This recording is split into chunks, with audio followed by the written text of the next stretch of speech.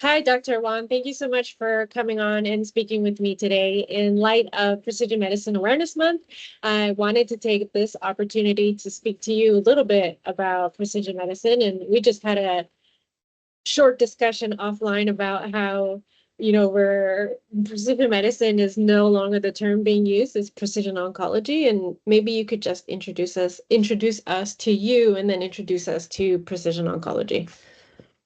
For sure. Thank you so much, Sabrina, and it's nice to see you today. I'm a medical oncologist at the Ottawa Hospital. So, my clinical practice composes of taking care of patients with different kinds of cancers, so breast cancer, skin cancers, but also tumor agnostic, which is essentially patients with any kind of cancer as long as they have different drivers in their cancer, molecular changes that really drive the cancer there. And that sort of ties us and leads us into the topic of precision medicine and precision oncology. So I think the whole premise of precision medicine is personalized care. So when a patient walks in, they're expecting to get the best treatment with least amount of side effects. But a lot of our clinical trials are done in a way where everybody gets treated the same way. So it doesn't really matter what your height, what your weight. For some it matters, but for most conditions it doesn't matter what your weight is or what ethnic background you have. Most patients will get a medication at the same dose, and we know we're all sort of different in many different ways. And the whole premise of precision medicine is to figure out, okay, what's the right drug for the right patient at the right time so that they have the highest chance of improving whatever their health condition is, and also in some aspects reducing the side effects from the treatment. So when we apply it to oncology, we call it precision oncology, and there are multiple implications. One of the major implications is when we have a patient that comes with cancer, we can take a piece of their cancer or sometimes even detect some cancer cells running in their blood through a blood test and figure out really, what's the Achilles heel of that of this cancer and what's really driving the cancer. And sometimes, for example, in lung cancer, about 30-40% of patients may have a change where we have a drug. And a lot of these drugs are, they're sort of like precision strikes or, precision drugs where they preferentially target the cancer cells and have lower side effects and much higher chances of working. So that's the premise that hopefully for a lot of our cancer patients, we can really identify what's driving their cancer and then be able to treat it, which comes under this umbrella of precision oncology. And we're celebrating or are talking about precision medicine and precision oncology this month. And so I try to stay away from the term personalized care because I feel like people will think that it's like personalized, the treatment will be personalized to them. I mean, I guess it sort of is, but can you talk a little bit about that?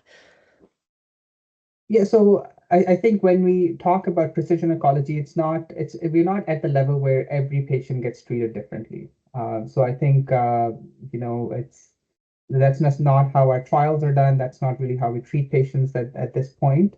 But there's certainly a huge drive where we're trying to understand what is important for a patient. So, also in terms of what they value in their quality of life or quantity of life, what their comorbidities are, but also really what's specific to their cancer that's important or what's really driving that cancer.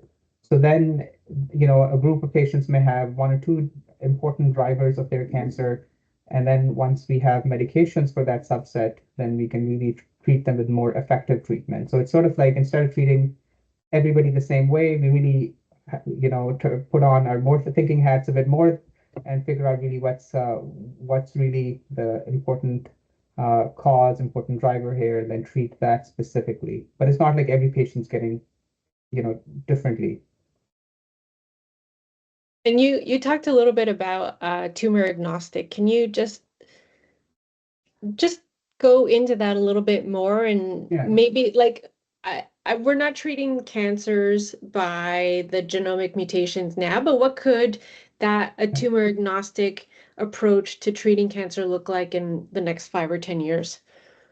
Yeah, and it's a very important question, and it's a very rapidly evolving field for good reason.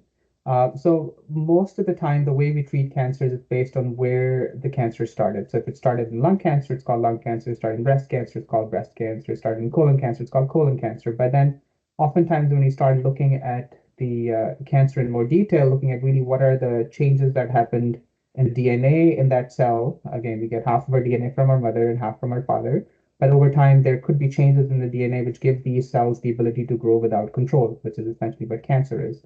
But many times you find that these changes, a colon cancer may have the same change as a breast cancer and a lung cancer. So even though they're happening in different parts of the body, but the exact molecular change is the same. So then we try to treat them the same way, which is the fancy term we use for that is tumor agnostic. So it doesn't really matter where the tumor came from, but because it had the same molecular change, we treat these patients the same way. And there have been some really successful stories of late. One of them is with immunotherapy, where it's the immune system that kills the cancer cells.